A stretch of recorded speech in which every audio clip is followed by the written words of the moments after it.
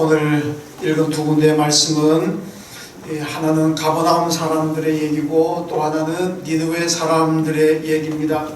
이 가버나움 사람들의 신앙과 니느웨 사람들의 신앙적인 면을 우리에게 보여주고 있습니다. 이 가버나움이라는 곳은 이스라엘의 갈릴리 지역에 속한 한 도시이고 예수님과 같은 유대인 이스라엘 사람들의 도시입니다. 이 니느웨라는 곳은 반대로 이방 나라죠. 아시리아의 수도가 니느웨인데 오늘 우리 교회 안에도 보면 이 가버나움 사람과 같은 그런 교인들도 있고 또 니느웨 사람들과 같은 교인들도 있습니다.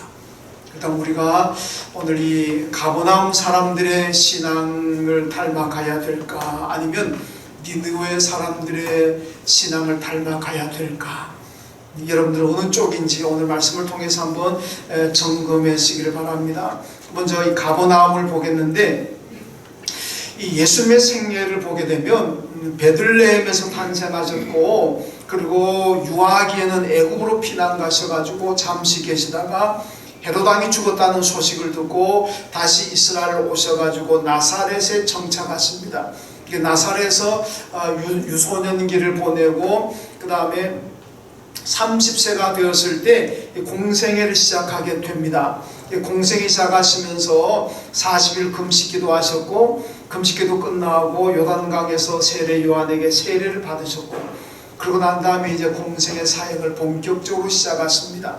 근데 이 공생애 사역의 핵심 근거지가 어디냐면 주 무대가 바로 가버나움이라는 이 동네, 이 도시입니다. 마태복음 4장 13절에 보면 나사렛을 떠나 스불론과 납달리 지경 해변에 있는 가버나움에서 사시니 이렇게 말씀합니다.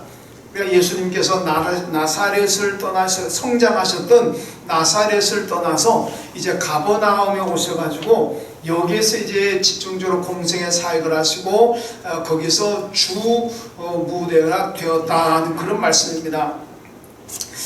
예수님의 탄생을 딱 한마디로 요약하게 되면 베들레헴에서 탄생하셨고, 나사렛에서 성장하셨고, 그리고 가버나움에서 복음을 전하는 사역을 하셨다, 이렇게 규정할 수가 있습니다. 자, 그렇다면 예수님의 사역의 근거지, 본 주 무대가 되는 이 가버나움이라는 곳은 어떤 곳일까? 이 가버나움은 쉽게 말하면 이 소외된 사람들, 하루 계층에 여러 가지 표현하면 하루 계층에 속한 사람들, 오늘 우리나라로 얘기하면 그러자 세상에서 빽 없고 힘 없고 돈 없고 이런 사람들, 이런 분들이 살아가는 곳이 바로 가버나움이라는 곳입니다. 유대인 역사가인 요세푸스의 기록에 의하면 이 갈릴리 지역 전체에는 한 100만 명이 넘는 인구가 살았다고 합니다. 물론 이 갈릴리 이스라엘 북부 지역 전체를 얘기하는 거고, 그 가운데 가버나움은 아마 이 갈릴리 지역 중에서도 가장 인구가 많았던 곳으로 볼 수가 있습니다. 자, 이런 곳이 예수님의 전도의 거점이 되었다. 사람이 많으니까 아무래도 우리가 전도하려고 그러면 사람 많은 데 가야 좀 효과적이지 않겠습니까? 그래서 예수님도 여러 촌락들, 100개가 넘는 갈릴리 지역에 촌락이 있었지만은 그 가운데서도 사람이 가장 많았던 가버나움을 주 무대로 삼으셨다, 그렇게 볼 수가 있습니다. 이 가버나움에서 예수님이 제자를 선택하셨는데 그 제자가 누구냐? 예수님의 핵심이 되는 제자 3명이 있습니다. 그게 누구냐면 변화산에 올라가실 때도 요 3명을 데리고 올라가셨습니다.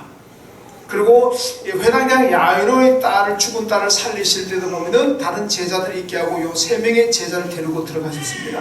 아마 그렇게 보면 이 3명의 제자들이 좀 특별하게 예수님이 좀 신임도 받았고 아마 그렇다고 볼 수가 있잖아요. 근데 그 3명이 누구냐면 베드로와 야고보와 안드레입니다. 요 3명이 바로 이 가버나움 출신입니다. 그리고 또 가버나움 출신 제자가 1명이 더 있는데 누구냐면 마태입니다. 세리 마태죠. 가버나움 세관에 앉아가지고 요즘 말로 하면 신의 직장입니다. 얼마나 돈 되는 자리입니까? 그런데 예수님께서 나를 따르라는 이 한마디 듣고 그 신의 직장이라고 할 수 있는 그 직장도 버리고 예수님을 따라서 제자가 되었던 이 마태가 속한 곳이 바로 가버나움이었습니다. 그리고 가버나움에서 예수님이 어떤 사역을 하셨느냐, 많은 사역을 하셨습니다. 백부장의 하인의 병을 고치셨고, 그리고 베드로 장모의 열병도 이 가버나움에서 고치셨고, 이 중풍병자를 사람들이 데리고 와가지고 천장을 뜯고 내렸잖아요. 이 중풍병자 고침받은 것도 여기도 가버나움입니다. 12의 혈중 안틀린 여인을 고치신 것도 가버나움이고, 그리고 조금 아까 말씀드렸습니다마는 회당장 야이로의 죽은 딸을 살려내신 것도 바로 이 가버나움입니다. 이 성경을 보면은 이렇게 소개되지 않은 것 가운데서도 가버나움에서 행한 기적과 이적이 굉장히 많다 그럽니다. 병자도 고치시고 귀신 들린 자도 쫓아내시고 말씀도 많이 하셨고, 그러니까 아마 예수님의 사역의 대부분이 가버나움이다 보니까 기적과 이적과 예수님의 선포한 말씀도 가버나움에 집중되었다고 할 수가 있습니다. 자, 그렇다면 이 가버나움 사람들의 반응은 어떠했을까? 여러분, 반응이 어떠했을 것 같습니까? 야, 이 도시에 서울처럼 몇 천만이 넘고 수원처럼 100만이 넘는 이런 도시도 아니고 갈리 지역에서 많다 그래봐야 한 10,000명, 1, 2만 명쯤 될 거 아닙니까? 그보다 덜 될 수도 있고. 근데 이런 도시에서 예수님께서 엄청난 병자를 고쳐내시고 죽은 자도 살려내셨고 귀신 들린 자도 쫓아내셨고 성경에 기록되지 않는 것도 엄청나게 많이 행하셨다 그러니까 그것을 직접 두 눈으로 목격하고 보았던 이 가버나움 사람들의 반응이 어땠을까? 이게 굉장히 궁금한 부분이 아니겠습니까? 여러분, 그런데요, 반응은 한마디로 굉장히 열광적이었습니다. 와! 막 그러죠. 요즘 같았으면 아마 오빠 부대가 생겨나가지고 오빠 그러면서 따라다닐 거고 엄청나게 반응이 나오고 엄청난 열광이 터졌습니다. 이게 가버나움입니다. 그런데 중요한 것은 회개가 없다는 겁니다. 예수님께서 분명히 그들에게 축복의 말씀도 전하셨을 것이고 그들의 죄를 지적하는 말씀도 전했을 것이고 그렇지 않겠습니까? 그런데 이 가버나움에는 회개가 없다는 겁니다.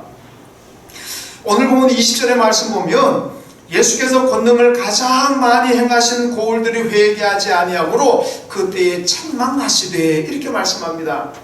그래서 말씀을 많이 전하고 기적을 많이 행하셨음에도 불구하고 회개하지 않는 곳 세 곳을 예수님이 딱 지적하시면서 책망하셨는데 21절 말씀 보면 고라신과 벳세다 요것이 두 곳이 먼저 책망을 받았고 왜? 회개하지 않으니까.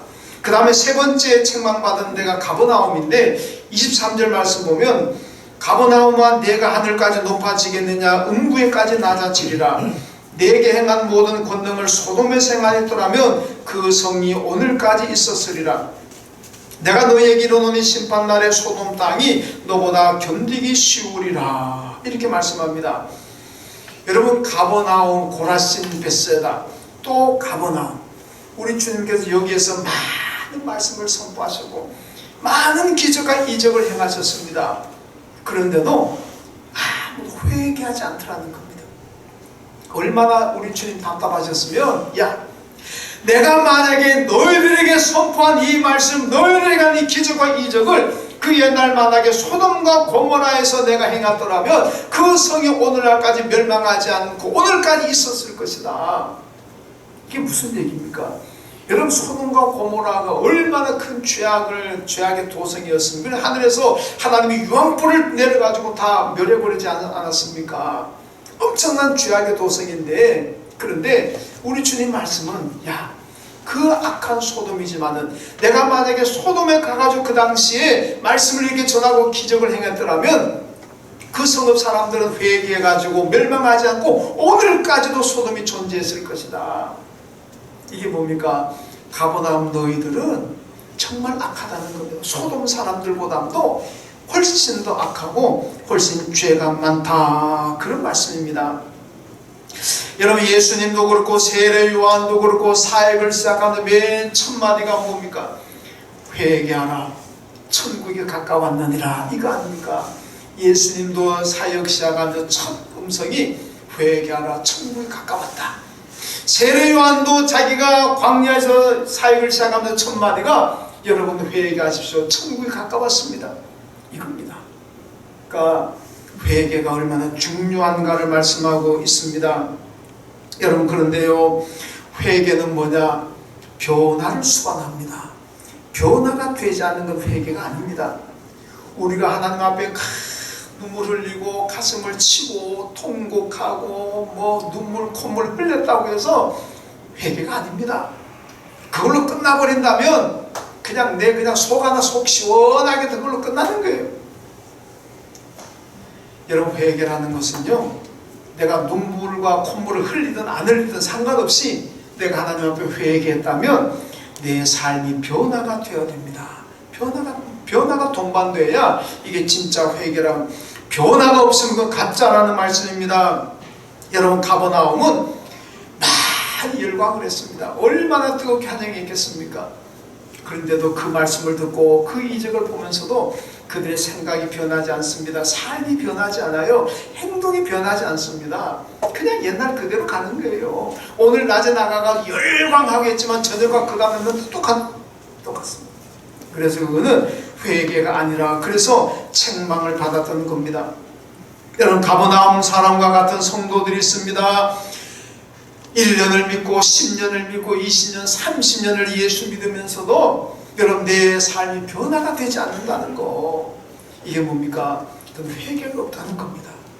회개하는 사람은 변화가 됩니다.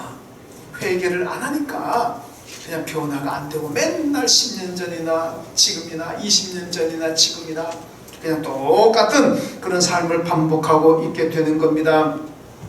왜 그렇습니까? 선포되는 말씀을 내게 주시는 말씀으로 드려야 되는데 그걸 내게 주시는 말씀으로 안 듣습니다. 여러분, 성경을 읽든지 주의 말씀을 듣든지 아니면 뭐 교회 나와서 예배 시간에 설교를 들으시든지 간에 그 말씀을 다 내게 주시는 하나님의 말씀으로 들어야 됩니다. 그럴 때 내게 은혜가 되고 그럴 때 내게 회개가 되는 겁니다. 이거는 우리 시어머니가 와서 들어야 되는데, 이건 우리 며느리가 들어야 되는데, 이거는 우리 어떤 권사님이 들어야 되는데, 이건 우리 집사님이 들어야 되고 오늘 안 나왔네. 해필 요날도 빠졌네. 그렇게 생각하는 분이 무슨 회개를 하겠습니까? 회개 안 합니다. 어떤 말씀든 간에 내게 주시는 말씀을 들어야만 우리는 회개가 된다는 겁니다. 여러분, 누가복음 18장에 보면요, 바리새인과 세리 기도가 나오잖아요. 바리새인은 막 사관이 많은 데서 그냥 내가 이렇게 기도도 많이 하고 11조도 드리고 뭐하고 자기 자랑합니다. 근데 세리는 어떻습니까? 한쪽 구석에 처박혀가지고 가슴을 치면서 주여 내가 죄인입니다. 나를 용서하옵소서. 가슴을 쥐어 듣고 있잖아요. 그 회개하는 거 아닙니까? 여러분, 그런데요, 왜 바리새인이 회개 안 한지 아닙니까? 바리새인들은요, 예수의 말씀을 아무리 선포해도 그걸 자기의 말로 안 듣습니다. 자기에게 주는 말씀을 안 들어요. 이 말씀은 저 세리들이 들어야 되고, 이 말씀은 저 창기들이 들어야 되고, 이 말씀은 저 배우지 못한 놈들이 들어야 되고, 자기들은 그 말씀하고 상관이 없는 걸로 생각해요. 그러니까 회개가 안 되는 겁니다. 맨날 지 자랑만 하고 다니지. 그러니까 예수님께서 바리새인들보다 세리가 더 훌륭하다 그랬잖아요. 여러분, 이게 그 당시는 충격적인 얘기입니다. 모든 사람들이 그 당시에는 바리새인이 그러면 하나님 잘 섬기고 율법에 충성, 율법을 순종하고 모두가 그렇게 생각하잖아요. 세리 그러면 이거 완전 죄인, 나쁜 놈, 도둑놈, 뭐 지옥에 아랫목에 갈 놈, 욕하던 시대 아닙니까? 그런데 그 세리가 바리새인보다 더 낫다고 예수님 말씀하시잖아요. 그 당시 사람들에게 정말 충격적인 얘기 아니겠습니까? 왜 그렇습니까? 바리새인들은요, 하나님의 말, 선포되는 말씀을 자기에게 주는 말씀을 안 듣습니다. 이거는 언제나 저 죄인들이 들어야 되고 다른 사람이 들어야 돼요. 그러니까 그 사람들은 회개를 하지 않습니다. 회개하지 않으니까 주님의 책망의 대상이 된다는 말씀입니다. 이것이 바로 가버나움 사람과 같은 모습입니다. 여러분, 성도들은 어떤 말씀을 읽든지 어떤 말씀을 듣든지 간에 다 내게 주시는 하나님의 말씀으로 들어야 됩니다. 그럴 때 내가 회개하게 되고 삶이 변화되고, 그럴 때 변화된 삶을 통해서 하나님의 축복과 은혜를 풍성히 받게 될 줄로 믿습니다. 그 다음에 또 하나는 오늘 니느웨입니다. 오늘 요나서의 내용인데, 자, 니느웨가 어떤 곳이냐? 니느웨는 역사를 보게 되면 이 아시리아의 수도입니다.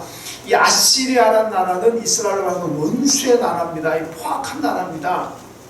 그럼 아시리아, 북왕국 이스라엘이 아시리아에게 멸망하잖아요. 이 아시리아 사람들이 굉장히 포악해가지고 그냥 유태인을 멸종시켜 버리려고 다 흩어버리고 이방인과 강제로 결혼시키고 유태인 씨를 말리려고 했던 사람들입니다.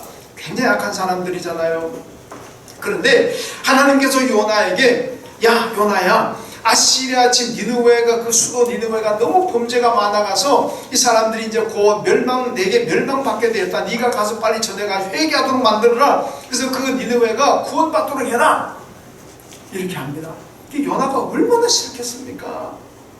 요나의 평생, 내 평생 소원은, 요나는 그리고 내 평생 소원은 니느웨가 멸망하는 거 보는 거라 그랬을 거 아니에요. 저놈들에게 하늘의 유황불이 내려와가지고 싹 살라버리면 그게 내 평생 소원이다. 이게 요나의 생각만이 아니고 모든 유태인들의 생각입니다.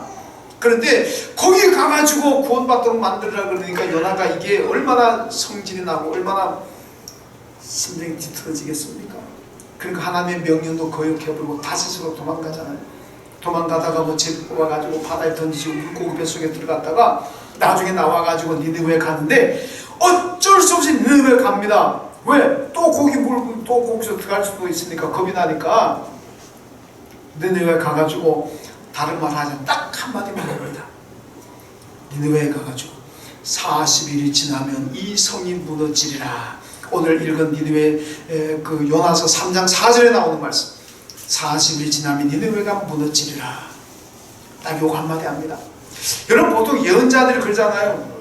여러분 지금 죄를 짓고 있습니다. 회개하십시오. 회개하지 않으면 하나님의 멸망을 받습니다. 회개해야 됩니다. 회개해야 됩니다. 항상 얘기하잖아요. 근데 회개하는 말 안 합니다. 그러니까 구원 얻는 방법을 얘기 안 합니다. 다시 니느웨가 살아날 수 있는 방법을 얘기 안 해요. 그냥 40일 지나면 멸망합니다. 여기 요나서가 이 예언서에 속하는데, 예언서라는 건 예언자들의 말을 기록하는 게 예언서잖아요.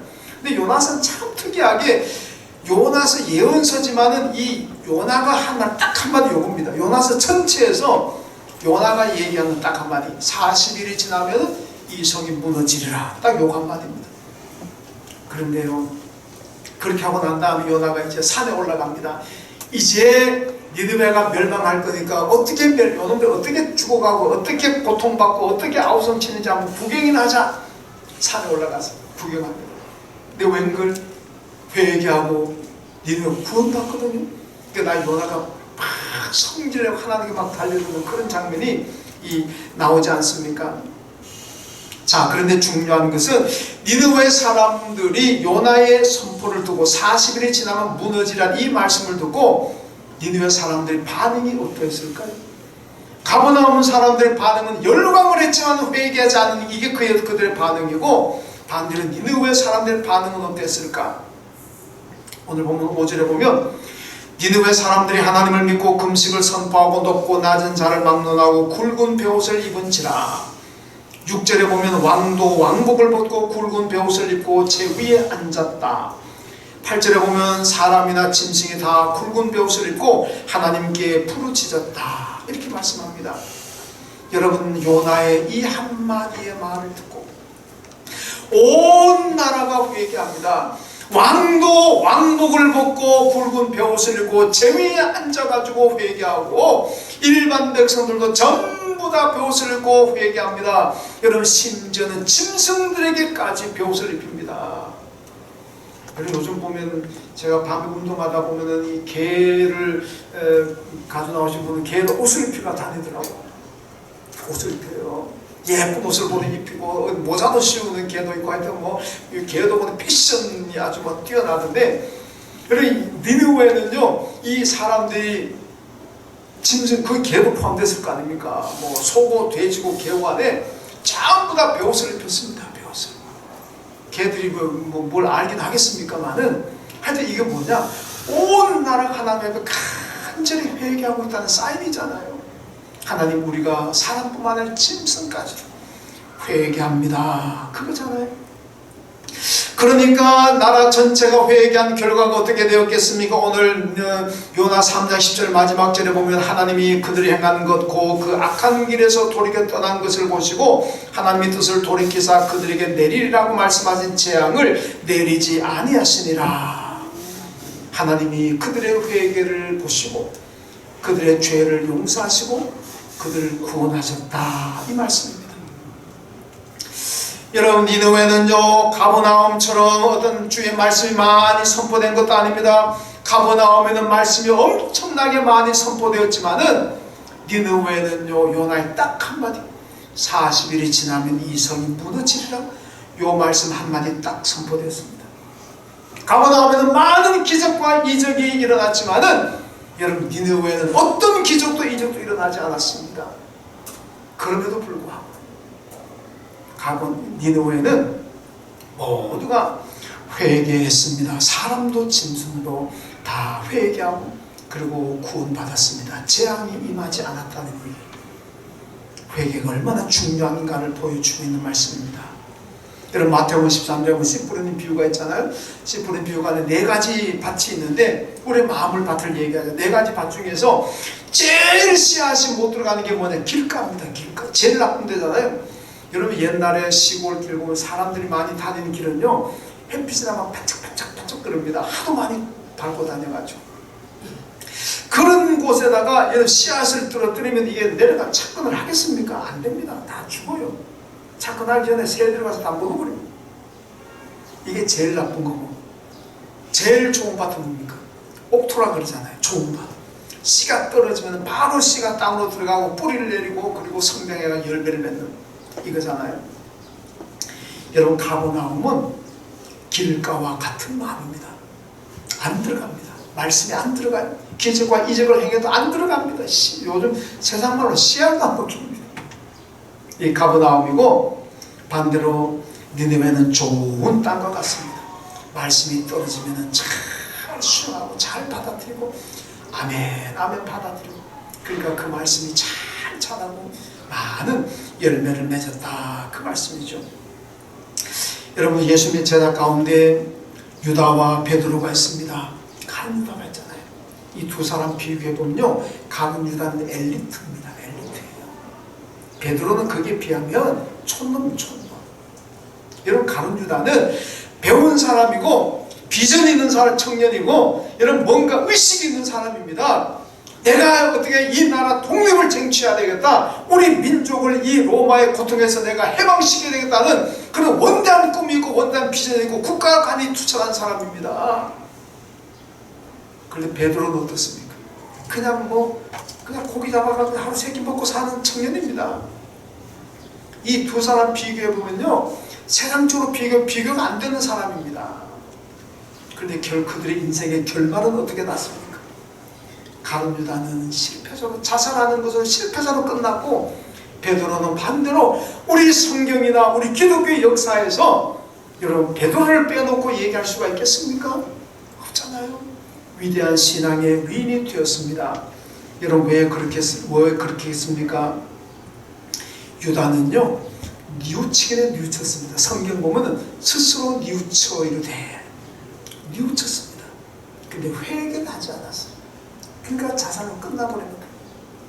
베드로도 여러분이 예수님 앞에 배신자는 똑같은 배신자입니다. 가룟 유다도 배신자고 베드로도 배신자예요. 여러분, 요한복음 6장 보면 베드로 그러잖아요. 예수님께서 사람들 왔다가 떠나가는 것을 보면서 야 너희도 가려느냐, 그러니까 베드로가 뭐라 그러죠? 주여, 영생의 말씀이 주님께 있는데 내가 어디로 가겠습니까? 다른 사람이 다 주님을 떠나더라도 나는 떠나지 않게, 죽을지언정 안 떠납니다. 이게 베드로의 고백입니다. 그런데요 예수님이 딱 잡히니까 어떻게 합니까? 부인하잖아요. 성경 보면 저주하면서 부인했다고 했습니다. 그런 순간에 닭이 3번 울었습니다. 그러니까 예수님 말씀 생각나가지고 통곡하면서 주여 듣고 회개합니다. 주여 잘못했습니다. 가룟 유다는요 똑똑한 청년이지만 회개하지 않았기 때문에 그 인생은 실패자가 되었고, 베드로는 여러 가지로 부족한 것이 많은 청년이지만은 그럼에도 불구하고 회개한 사람이었기 때문에 결국 기독교 역사에서도 하나님 앞에 존귀하게 쓰임받는 성공자가 될 수가 있었습니다. 여러분, 회개하느냐 회개하지 않느냐가 이 두 사람의 인생을 갈랐습니다. 오늘도 마찬가지입니다. 여러분들이 하나님 말씀을 다 내게 주어진 말씀을 듣고 회개하면 여러분들은 성공자가 되고 하나님께 귀하게 쓰임받는 사람이 되지만은 맨날 들 때마다 저거는 내가 들을 말씀 아니야, 저건 누가 들어야 돼, 누가 들어야 돼, 나하고 관계없는 말씀을 듣고 회개하지 않으면 결국 우리는 가룟 유다처럼 실패 인생길을 갈 수밖에 없다는 사실을 우리가 잘 기억해야 됩니다. 여러분, 구약 에스겔 9장에 보면요, 예루살렘에 가정한 일로 말미암아 탄식하며 회개하는 사람들이 있습니다. 예루살렘이 가증한 일을 행하고 도덕적으로 타락하고 우상을 숭배하니까 이것 때문에 하나님 내가 잘못했습니다. 내가 죄인입니다. 내가 기도하지 않아서 나라가 이 모양 이 꼴이 되었습니다. 나를 용서해 주십시오. 기도하는 사람들이 있습니다. 근데 하나님께서 그 기도하는 회개하는 사람의 이마에다 표를 해줍니다.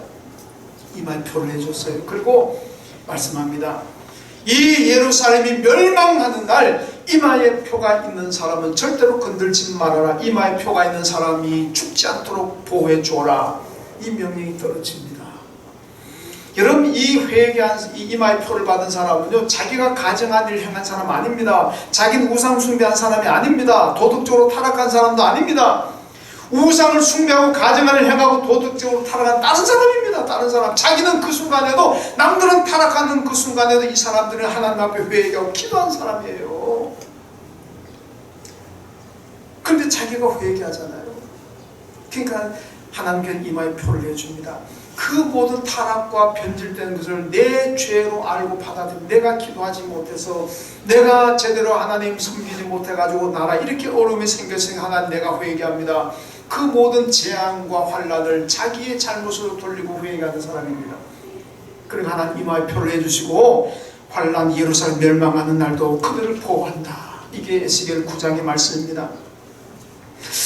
요한계시록 13장과 14장에 보면 이마의 표가 또 나옵니다. 요한계시록 13장에 보면 오른손이나 이마에 짐승의 표가 있는 사람이 있다고 그럽니다.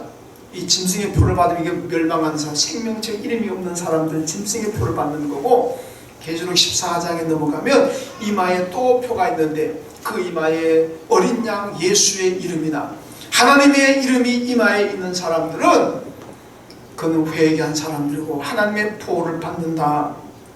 그렇게 말씀하고 있습니다. 이 사람들이 생명책의 이름이 있습니다. 여러분, 에스겔서에 나오는 이마의 표는 어떤 표인지 성경은 말씀하고 있지 않습니다만은 요한계시록과 연결시켜 보면은 아마 에스겔서에 나오는 이마의 표 받은 사람들은 어린 양 예수나 하나님의 이름이 딱 박혀져 있는 사람이 아닐까, 그렇게 생각해 볼 수가 있습니다. 여러분, 이마의 표를 받아야 됩니다. 그런데 짐승의 표를 받으면 안 됩니다. 이마에 짐승의 표가 있으면 이건 지옥 가는 겁니다. 이마에 어린 양 예수 아니면 하나님, 우리의 육신의 눈으로는 볼 수가 없지만은 예수의 이름이, 하나님의 이름이 우리의 이마에 표로 남아 있어야 됩니다. 그런 모든 환난 가운데서도 우리가 구원받을 수가 있고 하나님 보호를 받을 수가 있다는 겁니다. 이건 뭐냐? 회개하는 사람입니다. 오늘 현실을 보세요. 코로나로 위험하고 참 어렵습니다. 개인 인생도 어렵고 회사도 어렵고 많이 어렵습니다. 오늘 또 타락하고 세상이 얼마나 포악해져 강박해져 갑니까? 소수자 인권을 보호한다면서 차별금지법을 만들어가지고 동성애를 합법화시키고 이단을 비판하지 못하게 교회 입을 틀어막으려고 합니다. 여러분, 교인들 가운데 뭘 잘 오해하는 분이 계시는데 교회가 차별금지법을 반대한다 그러니까, 아니 차별하는 걸 하지 말자는데 왜 교회가 반대하는 거야? 여러분, 차별금지법, 차별하지 말고 삽시다. 차별 없는 세상에 삽시다. 좋은 말 같잖아요. 얼마나 좋습니까? 근데 교회가 죽으라고 그걸 반대한다는 거예요. 그럼 사람들이, 아니 교회도 왜 차별 없는 세상 살자 만들자는데 왜 교회가 반대하느냐고. 여러분, 모르는 분들 그렇게 얘기하는데 잘 알아야 됩니다. 그 차별금지법 안에는요 무서운 독소가 있고 무서운 음모가, 사탄의 음모가 숨어 있어요. 차별이 뭔지 압니까? 앞으로 동성애 하는 거를 여러분 죄라고 말하지 말라는 거예요. 동성애 죄라고 하면 이건 차별하는 겁니다. 그리고 이단을 이단이라 부르지 말라는 거예요. 이단이라 욕하지 말라는 거예요. 아버지를 아버지라고 못 부르는 홍길동도 불쌍하고, 이단을 이단이라고 못 부르고 얘기 못하고, 동성애를 죄라고 말 못한다면 이게 얼마나 가련한 세상이고 얼마나 이게 참 탄식할 세상이겠습니까? 여러분 보세요. 차별을 나가면 어떻게 되는지 압니까? 지금은요, 우리 교회도 남자 화장실, 여자 화장실 있잖아요. 앞으로 그거 다 떼야 됩니다. 남자 화장실 구분하면 안 됩니다. 걸려요. 화장실도 남자든 여자든 그냥 아무데나 자기 들어가고 싶으면 들어가는 거예요. 목욕탕 가면 여자 여탕 있고 남탕 있잖아요. 이게 만약 앞으로 차별 금지되면요, 목욕탕도 그거 다 떼야 됩니다. 아무데나 자기 들어가고 싶으면 들어가는 거예요. 목욕탕 안에 뭐 남자가 있든 여자가 있든 그냥 뭐 자원 다 들어갑니다. 그 구분하면 안 됩니다. 여러분 요즘은 부모님들 딸 가진 부모님 그러잖아요. 너는 여자니까 집에 늦게 다니지 마라. 빨리 들어와라. 여자는 외박하면 안 된다. 뭐 하여튼 좀 그렇잖아. 우리나라 전통적인 사상은 아무래도 여자가 약하다 보니까 밤늦게 길 다니고 하면 위험하잖아요. 남자들에 비해서. 또 남자들 노리는 사람보다 여자를 노리는 범행이 또 더 많고, 그렇기 때문에 부모님들은, 딸 가진 부모님들은요, 딸이 집에 들어와야 안심하잖아요. 밤늦게 안 들어 얼마나 걱정합니까? 아들은 별로 걱정 안 하는데 딸은 걱정하잖아요. 근데 앞으로는요, 부모님들이 너는 딸이니까 여자니까 일찍 들어와라, 조심해라. 만약에 너는 딸이니까, 너는 여자니까 그런 말 했다가는요, 고발하면 바로 최소한 300만 원 최소한 벌금 맞습니다. 경우에 따라서 500만 원, 1000만 원 벌금 맞을 수도 있어요. 이게 차별금지법입니다. 그러니까 앞으로 교육도 엉망이 되고 성도도 다 문란해지고, 이게 뭐 엉망진창이 됩니다. 엉망진창이 돼요. 우리 교회에서 이단 얘기 못하는 것만 가슴 아픈 게 아니고 이 사회 전체가 문란해져. 여러분 옛날 소돔과 고모라가 왜 멸망했습니까? 동생입니다. 동생. 소돔과 고모라 동생으로 멸망했어요. 거대한 대로마 제국 왜 멸망했습니까? 거기도 역시 성적인 타락이고 동성애입니다. 로마의 고관들, 로마의 철학자들이 거의 3분의 2가 동성애자라는 이런 기록이 나와 있어요. 얼마나 많은 사람 동성애에 빠졌는데. 여러분, 우리가 만약에 차별금지법으로 만약 그렇게 간다면은 이 나라는 장래가 어떻게 되겠습니까? 교회 앞날도 암울하고 이 사회 앞날도 암울하게 된다는 겁니다. 여러분, 그러니까 이 모든 일들 우리가 이제 잘 기억해야 됩니다. 나는 동성애 아니니까, 나는 우상숭배 안 하니까, 나는 차별금지법에 찬성 안 하니까 나는 괜찮아. 난 회개할 것도 없어. 그러지 말라는 거예요. 나는 코로나 잘 방역수칙 준수하고 있으니까 나는 괜찮아. 그러지 마. 그걸 다 내 문제를 알고 회개하는 겁니다. 코로나가 생겼든 차별금지법이 나왔든 성적인 타락이고 성적 분란하는 세상이든 어떤지 이 얼마나 참담한 세상, 얼마나 우리가 불안하고 염려되는 세상 일들이 일어나고 있습니까? 이 모든 것들이 다 나의 연고라. 내가 하나님 앞에 기도 많이 못했고, 내가 신앙인으로 하나님 앞에 제대로 살지 못했고, 그래서 이런 문제가 일어났다, 그렇게 생각하시고 내 죄로 알고 회개하라는 말씀이에요. 그럴 때 하나님께서 우리 이마에, 에스겔 9장의 말씀처럼 하나님은 그때 우리 이마에 표를 해주십니다. 이런 이마의 표를 가진 사람들은 어떤 환란이 오더라도 멸망하는 날에도 하나님께서 그 생명을 보존해 주시고 지켜주시고, 다 멸망하고 다 실패하더라도 하나님은 우리를 지켜주시고 성공시켜 주신다는 말씀입니다. 그 나는 관여하지 않았어, 나는 그 근처에도 안 갔으니까 나는 괜찮아, 회개할 것 없어, 그렇게 생각하는 사람은 이마의 표를 못 받습니다. 이 사회가 돌아가는 것을 바라보시면서, 이 불안한 새 사회를 바라보시면서 이게 다 나의 연고다, 내가 회개하지 못했고, 내가 기도하지 못했고, 내가 말씀에 잘 순종하지 못했고, 내 신앙이 부족했기 때문에 나 때문에 왔다, 그렇게 생각하시고, 여러분 회개 많이 하십시오. 회개의 품을 넓히십시오. 그럼 하나님께서 저와 여러분 이마에 우리 눈으로는 볼 수 없지만 표를 해주십니다. 그 표가 코로나 가운데서 여러분과 저를 지켜주실 것이고, 환난 가운데서, 이 악한 세대 가운데서도 우리를 성공자로 만들어주시고 안전하게 보호하시고 축복하실 줄로 믿습니다. 하나님 감사합니다. 오늘 가버나움과 니느웨를 보았습니다. 많은 말씀이 선포되고 많은 기적이 있었던 가버나움은 아무도 회개하지 않았지만 한마디 40일 지나 무너지란 말씀을 두고 니느웨가 회개하고 하나님께 구원을 받고 하나님의 축복을 받았습니다. 하나님, 우리 모두가 회개하는 신앙인 되게 하여 주옵소서. 나와 관계없다고, 내 죄가 아니라고 하나님 무관심하는 사람 되지 않게 도와주시오. 이 어려운 세상, 이 환난 많은 세상, 이 타락해가는 세상이 다 내 죄 때문이라고 회개함으로 말미암아 우리가 눈에 보이지 않는 이마에 하나님 주시는 표를 가짐으로 말미암아 이 표 때문에 우리가 구원받고, 이 표 때문에 이 어려운 가운데서 하나님 보호를 받고 축복받는 삶을 살아가는 우리 모두가 다 되게 하여 주옵소서. 예수님의 이름으로 기도하옵나이다. 아멘.